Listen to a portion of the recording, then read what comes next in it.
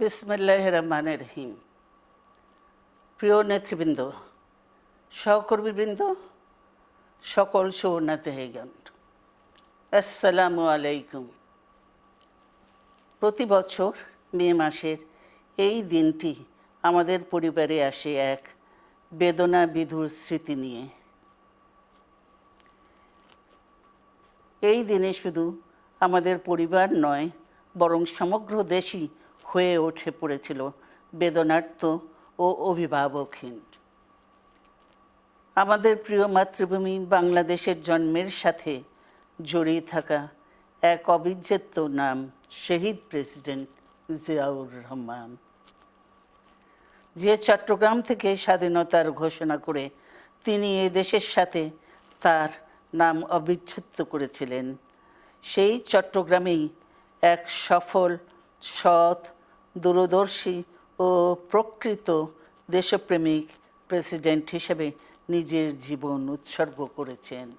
এদেশে গণতন্ত্র, স্বাধীনতা, সংবাদপত্র ও বিচার বিভাগের স্বাধীনতা, স্বনির্ভরতা ও উন্নয়ন এবং নিজস্ব জাতীয়তাবাদ সৃষ্টির অনন্য রূপকার শহীদ জিয়া, যে গণতন্ত্র প্রতিষ্ঠা আর সার্বভৌমত্ব রক্ষার লড়াইয়ে তিনি শাহাদাত বরণ করেছেন, সেই গণতন্ত্র নিরবচ্ছিন্ন যাত্রা আজও বাধাগ্রস্ত হচ্ছে প্রতি পদে পদে।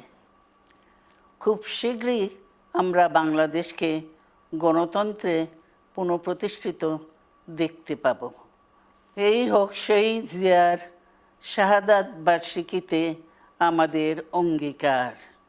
এই লক্ষ্যে সুশৃঙ্খলভাবে এগিয়ে চলার জন্য আমি বিএনপির সকল পর্যায়ের নেতা কর্মী ও দেশবাসীর প্রতি আহ্বান জানাচ্ছি।